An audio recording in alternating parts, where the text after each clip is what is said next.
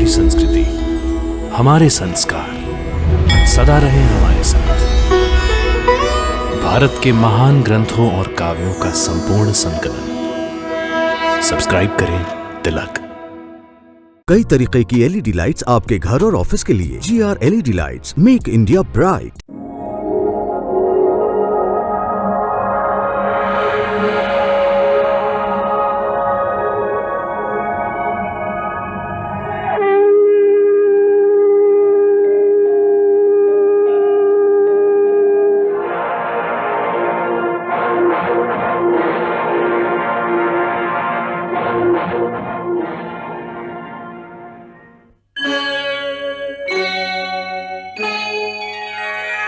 कृष्णा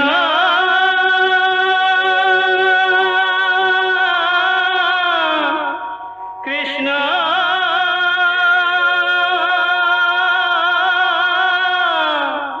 हरे कृष्णा हरे हरे।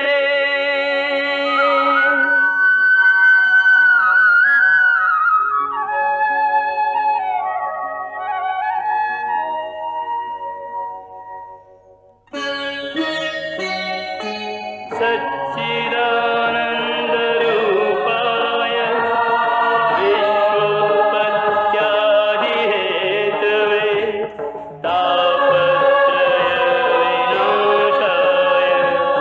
श्रीकृष्णाय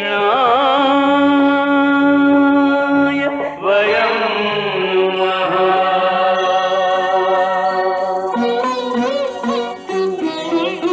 श्रीकृष्ण गोविंद हरे मुरारे, हे नाथ नारायण वासुदेव। हरे कृष्ण राधे कृष्ण राधे राधे कृष्ण कृष्ण हरे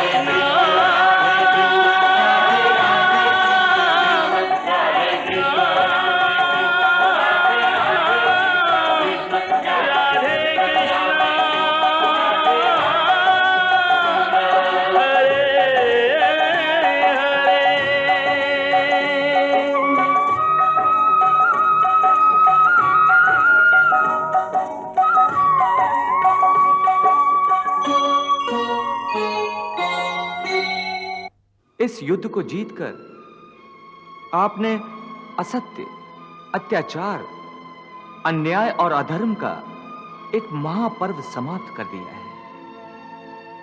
अब आपको एक नए पर्व, एक नए युग का शुभारंभ करना है, जहां केवल सदाचार, सत्य और न्याय का राज होगा।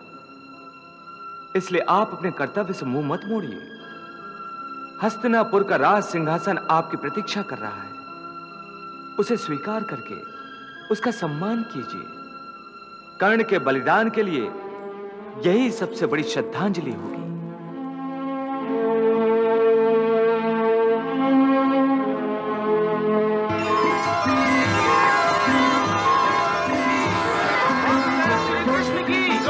वासुदेव श्री कृष्ण की जय। महाराज युधिष्ठिर की जय। महाराज युधिष्ठिर की जय। महाराज युधिष्ठिर की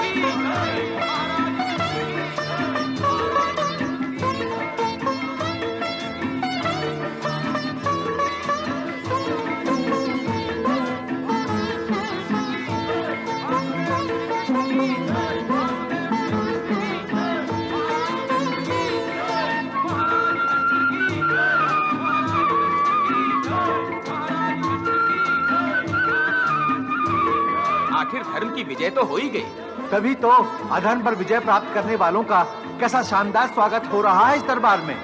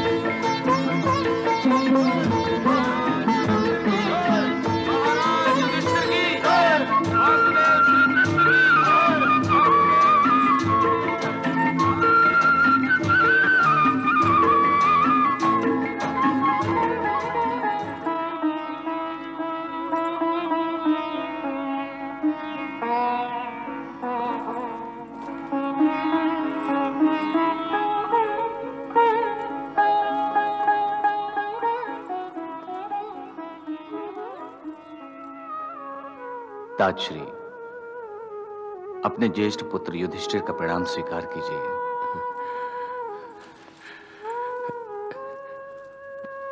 आयुष्मान भव पुत्र, आयुष्मान भव।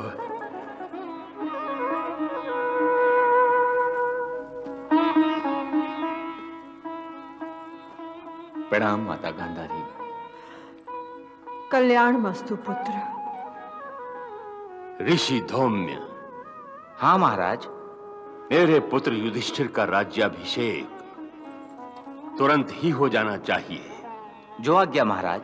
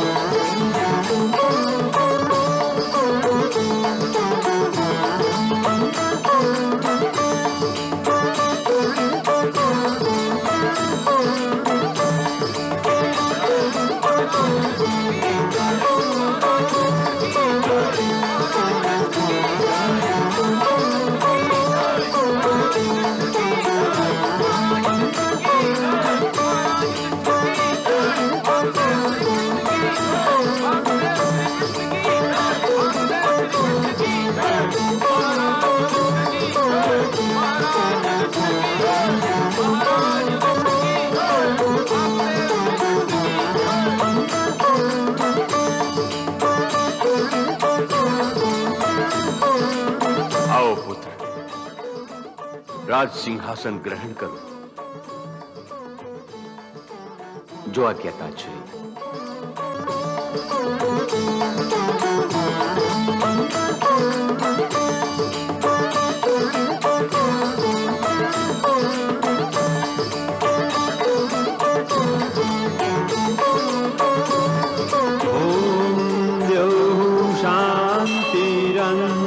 शांतिरंतरिक्षगुं शांति पृथिवी शांतिरापः शांतिरोषधयः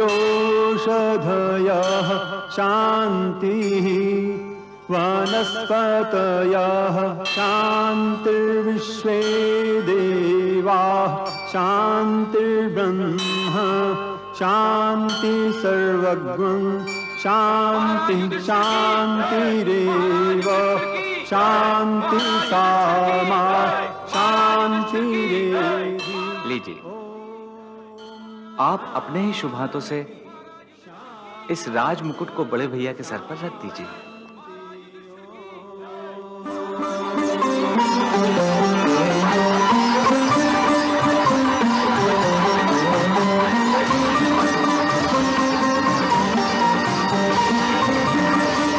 आयुष्मान भव, आयुष्मान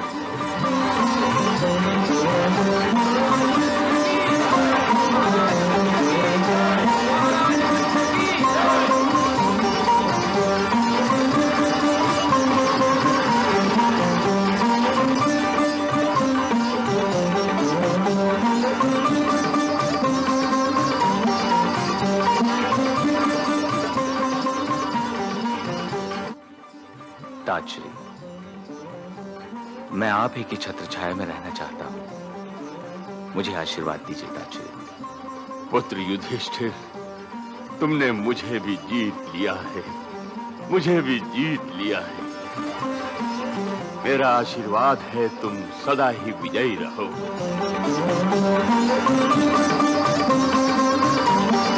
केशव, तुम कुरुकुल के सच्चे साथी हो। तुम्हारी सहायता के बिना हम पांडव ये युद्ध जीत ही नहीं सकते थे। तुम्हारी एक कृपा दृष्टि हम पर सदा ही बनी रहे।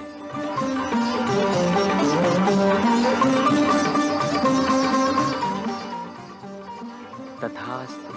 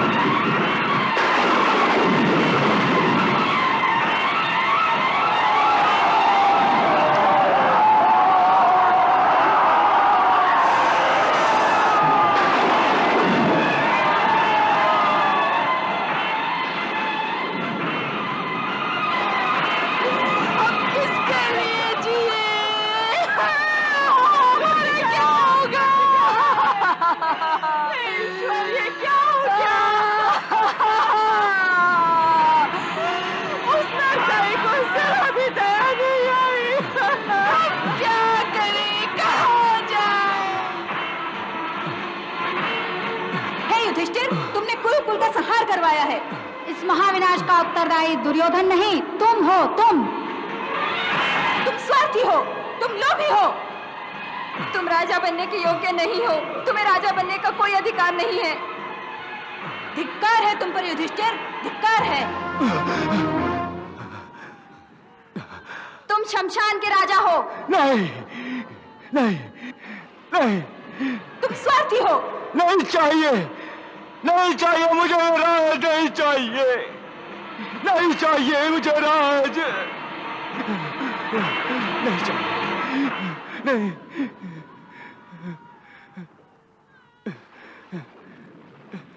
नहीं चाहिए।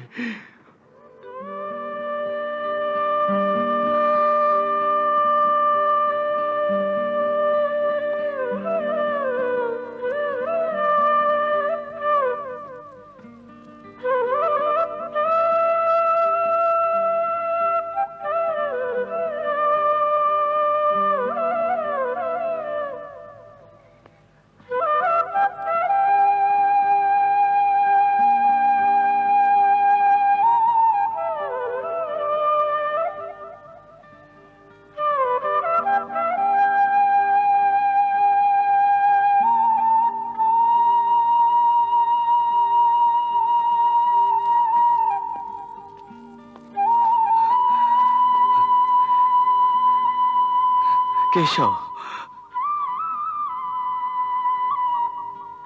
केशव,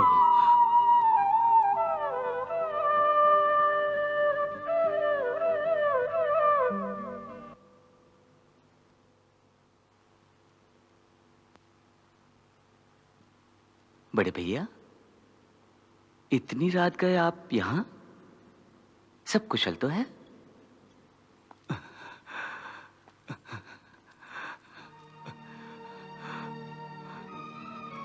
तुम तो अंतर्यामी हो केशव, सबके मन की बात जानते हो, फिर भी तुम मुझसे ही पूछ रहे हो। जब से मैं इस राजमहल में आया हूं, मेरी रातों की नींद उड़ गई है। एक पल की भी शांति नहीं है। मेरा सारा सुख, चैन, सब कुछ मुझसे छिन गया है। इससे तो अच्छा वन में ही वास था, जहां कम से कम मैं चैन की नींद तो ले लिया करता था केशव। परंतु यह अशांत चित्त का कारण क्या है बड़े भैया? मेरे मन में रह रह कर एक टीस सी उठती है। ऐसा लगता है जैसे कोई बार बार मेरे दिल पर भाले चलाकर उसे छेदे डाले जा रहा हो।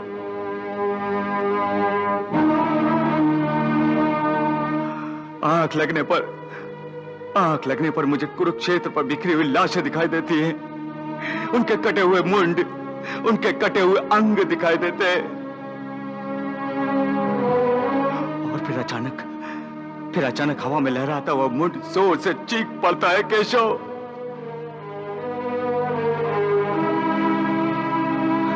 आंखें खोलने के बाद भी मुझे चैन नहीं मिलता। कुरुकुल की स्त्रियों का आक्रोश सुनकर मेरा कलेजा फटने लगता है केशव। मैं तड़प उठता हूं।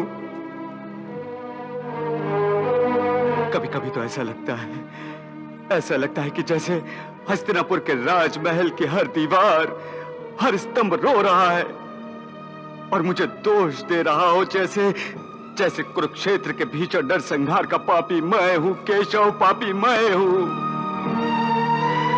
मधुसूदन, कुरुकुल की दुर्भागी स्त्रियां जब मुझे अपनी व्याकुल नजरों से देखती हैं तो मेरा साहस टूटने लगता है। मुझे ऐसा लगता है जैसे पापी मैं हूं केशव।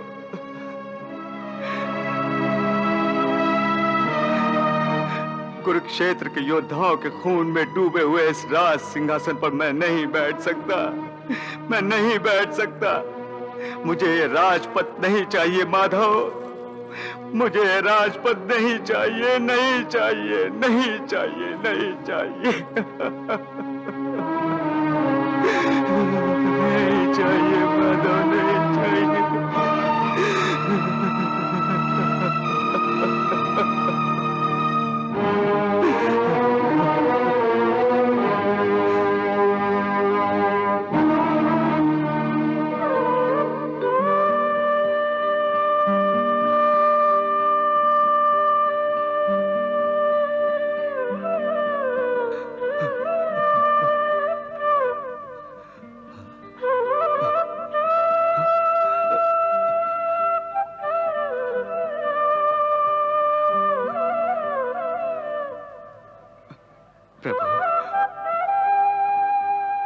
प्रभु, मैं बेचैन हूं, अशांत हूं, तड़प रहा हूं, फिर भी आप बांसुरी बजा रहे हैं। आप ये बांसुरी क्यों बजा रहे हैं प्रभु? आप ये बांसुरी क्यों बजा रहे हैं?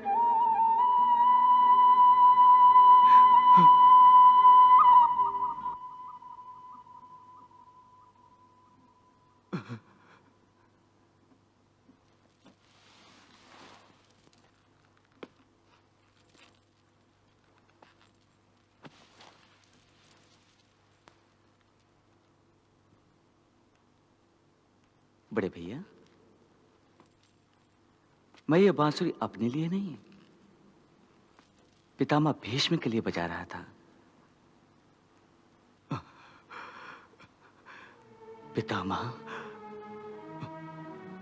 पितामह के लिए? हाँ बड़े भैया, आपकी जितनी व्याकुलता और बेचैनी है, शरशैया पर लेटे हुए पितामह की पीड़ा, व्यथा और व्याकुलता आपसे कहीं अधिक है, परंतु वो उसे चुपचाप सहन किए जा रहे हैं। मैं उन्हीं को सुख की चंद सांसें प्रदान करने के लिए ये बांसुरी बजा रहा था। इतनी पीड़ा, इतनी वेदना में पड़े हुए हैं वो। हाँ बड़े भैया, पितामह अपनी मृत्यु का स्वागत करने की तैयारी कर रहे हैं। बड़े भैया, पितामह ने उत्तरायण की प्रतीक्षा में अपनी मृत्यु को रोक रखा है। वो उसी समय के आरंभ की प्रतीक्षा कर रहे हैं। उनकी इस कठिन प्रतीक्षा को आसान बनाने में मेरी मुरली की यह धुन उनकी सहायता करती है। केशव, राज्याभिषेक के बाद मैंने अपने पितामह का आशीर्वाद भी नहीं लिया। कितना स्वार्थी हो गया हूं मैं, जो अपने पितामह को भूल गया। आप उन्हें भूल भी कैसे सकते हैं बड़े भैया? उनकी यादों की सुगंध ही तो हस्तिनापुर के राज सिंहासन को संभालने के लिए आपको सदा प्रेरणा देती रहेगी। और हस्तिनापुर की सुरक्षा के लिए उन्होंने जो प्रतिज्ञा ली थी, उसका भार आप पर आ गया है। यदि आप इस जिम्मेदारी को संभालने में पूरी तरह से लग जाएं, तो आपके मन की व्यथा और बेचैनी दोनों दूर हो जाएंगे।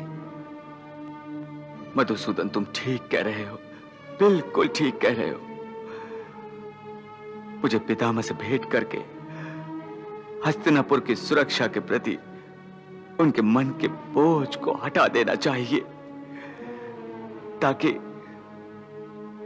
ताकि मेरे मन का भी बोझ हल्का हो। माधव, मेरे मन का बोझ हल्का हो।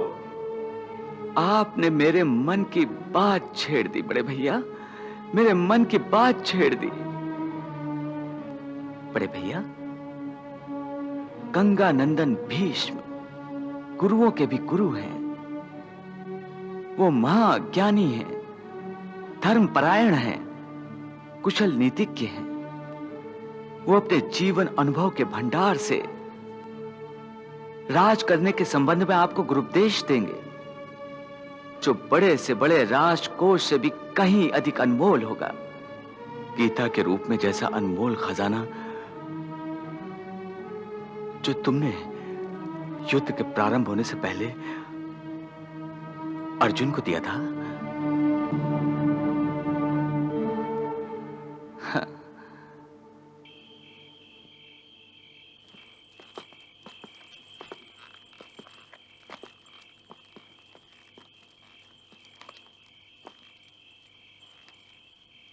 हे पितामह,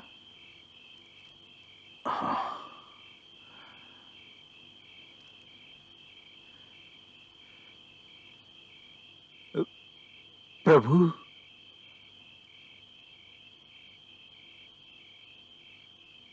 प्रणाम पितामह। आयुष्मान भव। हे प्रभु, मैं देख रहा हूं कि धर्म और सत्य को विजय दिलाने के बाद भी ज्येष्ठ पांडव युधिष्ठिर व्यथित दिखाई दे रहे हैं।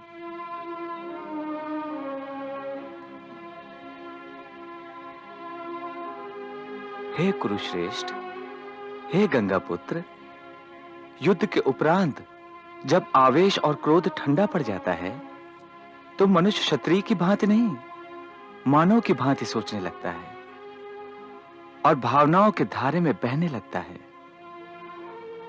भले मनुष्य तो स्वयं अपने आप को युद्ध का अपराधी समझने लगते हैं, चाहे वो युद्ध धर्म युद्ध ही क्यों ना हो। वो सोचते हैं कि उनके ही कारण यह भीषण नरसंहार हुआ है, अनगिनत योद्धा मारे गए हैं। हे गंगापुत्र, इस समय धर्मराज युधिष्ठिर और पांडव इसी मनोदशा से पीड़ित हैं। योद्धाओं की पत्नियों के विलाप को देखने के बाद, जिसमें अपने ही सगे संबंधी भी शामिल हों,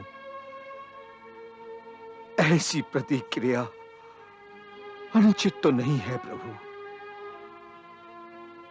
हाँ, परंतु प्रतिक्रिया तो मन का ताप है, जिसे तन के ताप की भांति 2-4 दिन में उतर जाना चाहिए। अन्यथा यदि मन निरंतर पश्चाताप में तपता ही रहे तो मन का भयंकर रोग हो जाता है। मनुष्य का मानसिक संतुलन ठीक नहीं रहता और वो किसी काम का नहीं रह जाता। विशेषकर राजा को यदि ये रोग शिकार बना ले तो सारी प्रजा पीड़ित हो जाती है। इसलिए इस रोग का तुरंत उपचार करने के लिए मैं सभी पांडवों को आपके पास लाया हूं, क्योंकि मैं जानता हूं कि ज्ञान प्रकाश ही इस रोग का अचूक उपचार है। प्रभु, आप क्यों मुझे लज्जित कर रहे हैं? मैं भला कहां का ज्ञानी हूं, और मन का ये रोग तो युद्ध से पहले ही अर्जुन को लग गया था।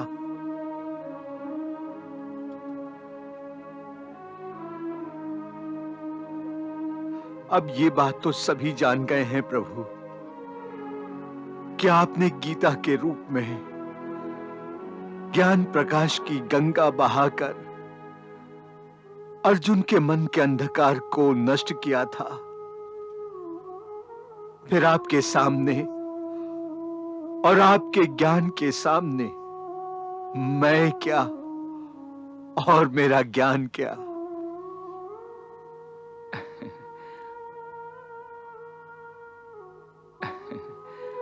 पितामह, अर्जुन की बात दूसरी थी।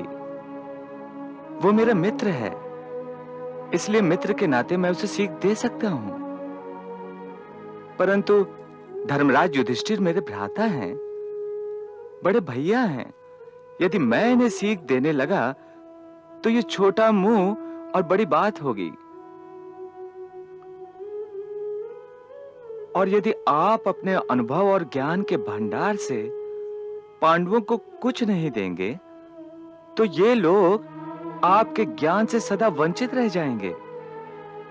इसलिए हे शांतनु, धर्मराज युधिष्ठिर के लिए ज्ञान की गंगा बहाइए, जो इस पृथ्वी लोक पर आपके बाद भी लोक कल्याण के लिए बहेगी और लोगों की ज्ञान पिपासा दूर करती रहेगी। हे लोकनायक, हे वासुदेव, हे प्रभु, आपने अपने भक्त से विनती करके उसे लज्जित कर दिया है, परंतु आप जिसे विनती कह रहे हैं उसे मैं आपकी आज्ञा मानकर उसका पालन करने का पूरा प्रयास करूंगा। परंतु मुझे डर है कि मेरा शरीर मेरा साथ नहीं दे रहा है।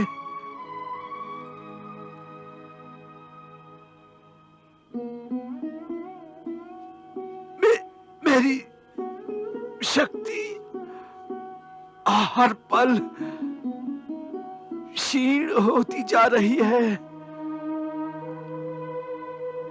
अर्जुन के इन बाणों के अग्र अब मुझे भयंकर पीड़ा देने लगे हैं प्रभु। तन बदन में आग सी लगी है। मुझे यूं लग रहा है कि मैं शरशैया पर नहीं, चिता के अंगारों पर लेटा हूं। ऐसा लगता है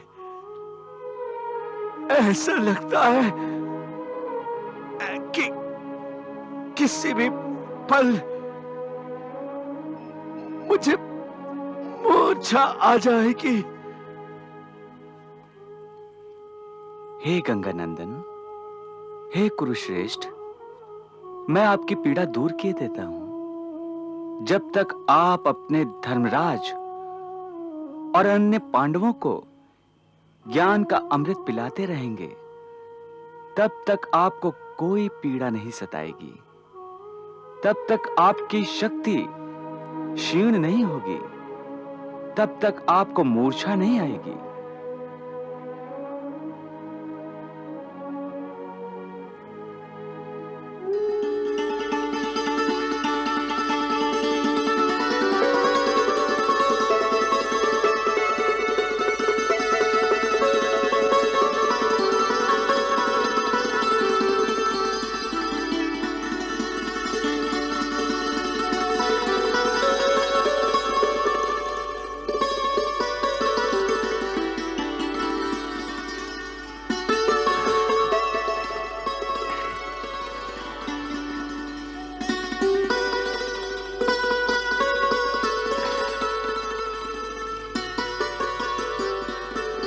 हे भक्तवत्सल, हे विश्वनाथ, तुम्हारी लीला अगाध है। तुम्हारी कृपा दृष्टि से ही सृष्टि फलती फूलती है। मेरी सारी पीड़ा नष्ट हो गई है। अब मैं अपना ज्ञान पांडवों को निरंतर दे सकता हूं। हे पितामह, जब तक ये समस्त लोक और सृष्टि रहेगी, तब तक आपका ये ज्ञान जो आप बड़े भैया को प्रदान करने जा रहे हैं, श्रद्धा से वेद वचन माना जाएगा। अब आप ही पांडवों के गुरु बन जाइए और बड़े भैया का अज्ञान नष्ट कीजिए। बैठो युधिष्ठिर। जी पितामह।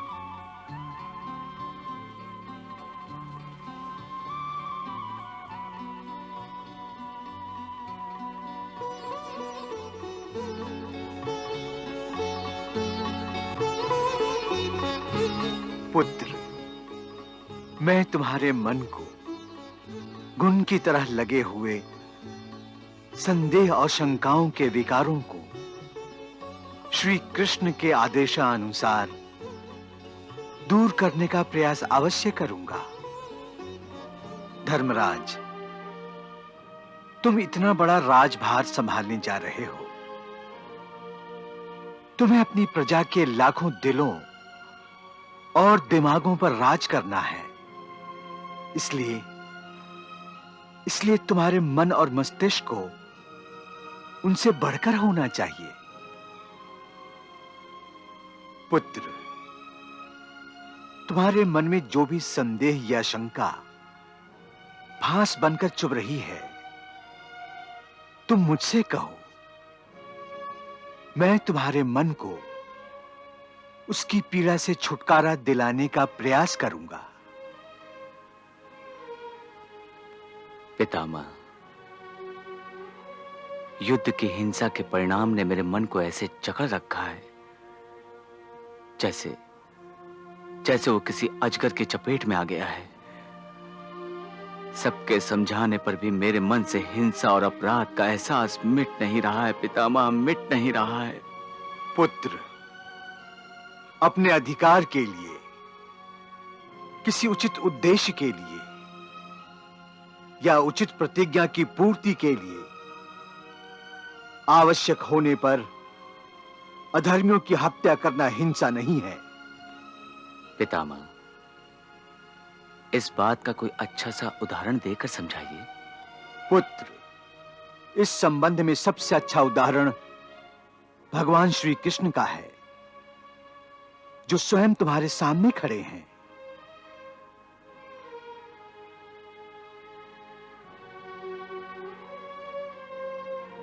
तुम्हें याद होगा, जब राजसूय यज्ञ के समय श्री कृष्ण को राजाओं का राजा चुना गया था, तो उन्हीं के रिश्ते के भाई शिशुपाल ने इसका विरोध किया था।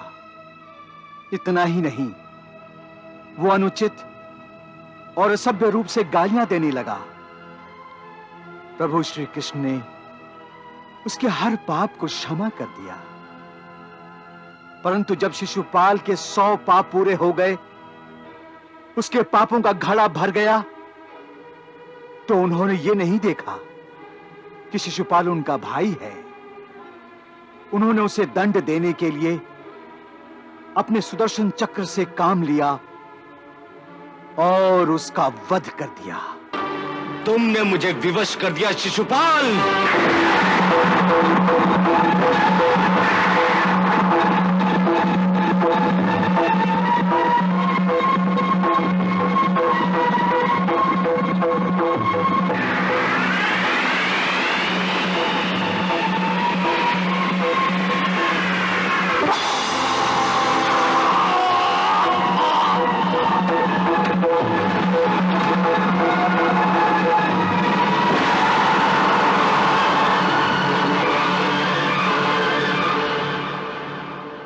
पुत्र युधिष्ठिर, जब किसी पापी को 100 बार क्षमा करने पर भी उसमें परिवर्तन ना आए, वो धर्म के रास्ते पर ना आए, तो ऐसे अपराधी और पापी को दंड देने के सिवा कोई रास्ता नहीं रह जाता।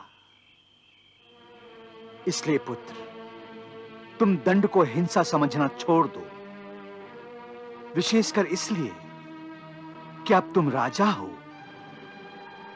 और राजा तो दंड नायक की निशानी के तौर पर दंड को धारण करता है। इसीलिए राजा को दंड धारक भी कहते हैं।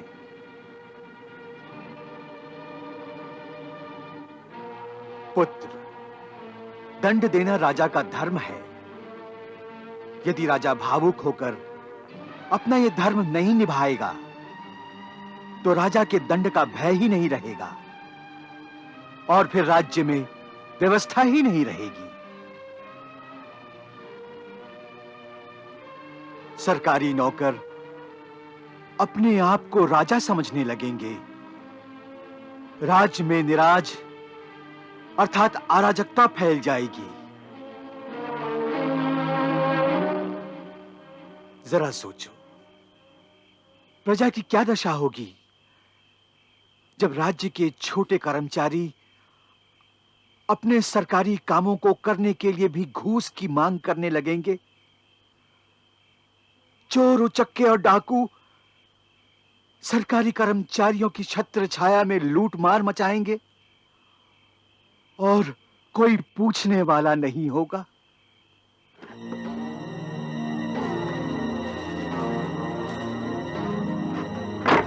चोर चोर चोर चोर चोर है, चोरी करता, चल।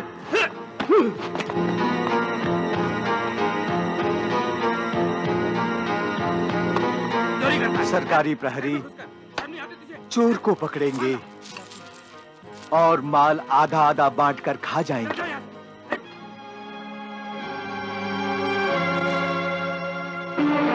बूढ़े प्राणियों को जिनका कोई नहीं होगा निस्सहाय समझकर गुंडे उन्हीं के घरों से निकाल बाहर फेंक देंगे।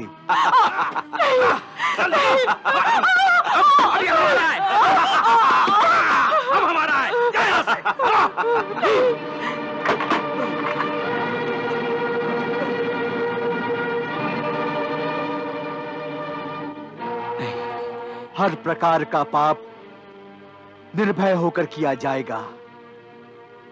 नारी की लाज तक सुरक्षित नहीं होगी। उन्हें सभाओं में निर्वस्त्र किया जाएगा।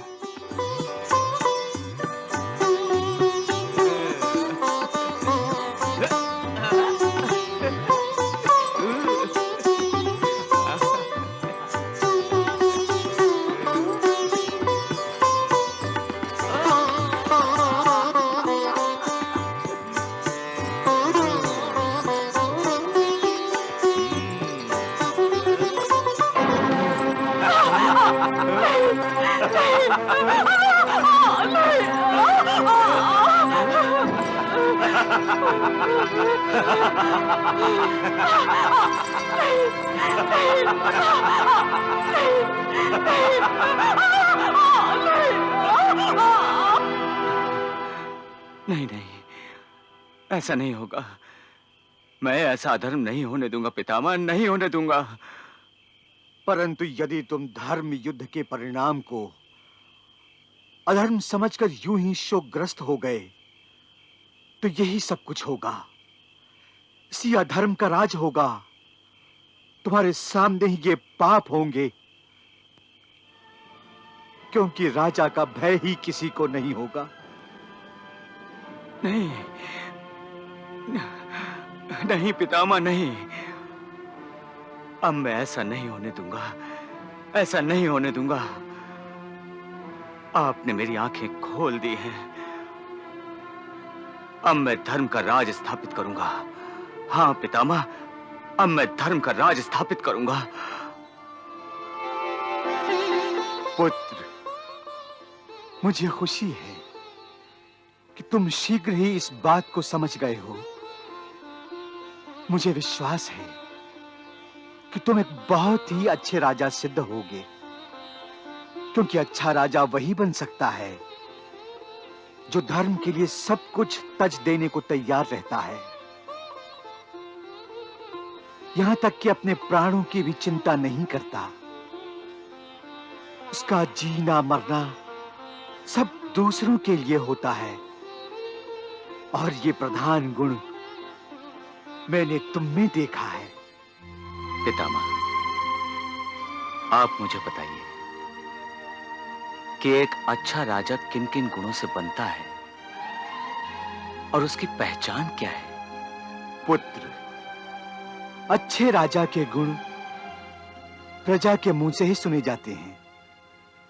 सुखी प्रजा अच्छे राजा का दर्पण होती है।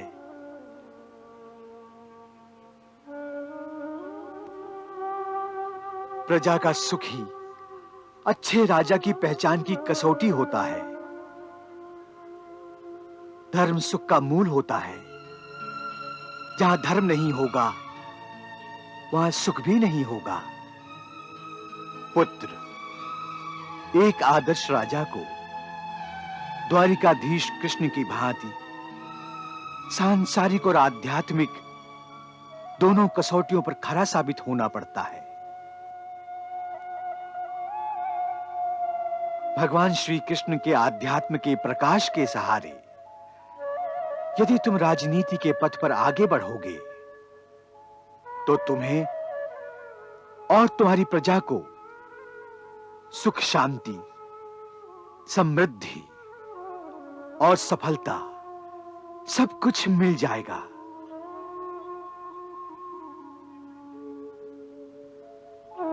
पुत्र, श्री कृष्ण एक आदर्श मनुष्य और एक आदर्श राजा हैं। क्या तुम्हें याद नहीं कि राजा होते हुए भी अपने एक दरिद्र मित्र सुदामा से भेंट करने के लिए उसके आगमन का समाचार पाकर वो महल से नंगे पैरों भागे थे। दीनों के बंधु, करुणा के सिंधु, लेकर नैनों में जल बिंदु, सारे नातों से बढ़ के एक नेह का नाता निभाने चले हैं। भ्रमण करें जो फूलों के रथ पे, चलकर वो पथरीले पथ पे, नंगे पांव जो आया उसको नंगे पांव बुलाने चले हैं। दर्शन की अभिलाषा होके जगत हंसाई से व्याकुल होके, आस के टुकड़े सुदामा संजो के अश्रु में जीवन डुबाने चले हैं। प्रेम परीक्षा की घड़ी आई, मित्र के नाम की होना हसाई, मित्र परायण कृष्ण कन्हाई, रूठा मित्र मनाने चले हैं। रूठा मित्र मनाने चले हैं। सुदामा, सुदामा, किधर गया मेरा मित्र? कहां गया सुदामा? कहां गया मेरा मित्र? अरे सुदामा नजर नहीं आता। वो तो लौट गए द्वारकाधीश। कहां? इस तरफ गए। किधर? इस तरफ। सुदामा, सुदामा, सुदामा, सुदामा।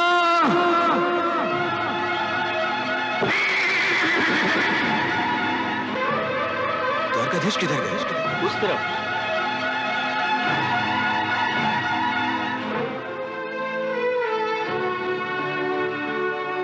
लो, वो फिर आ गया।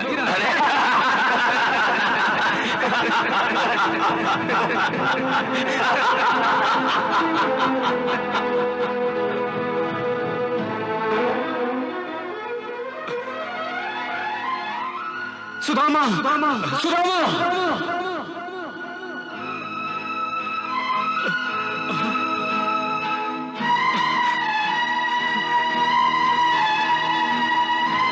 सुदामा,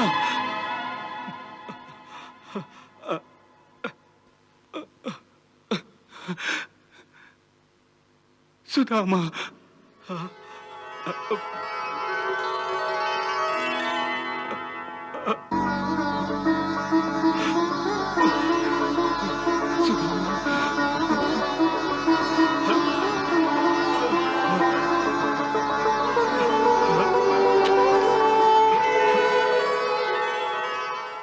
कृष्णा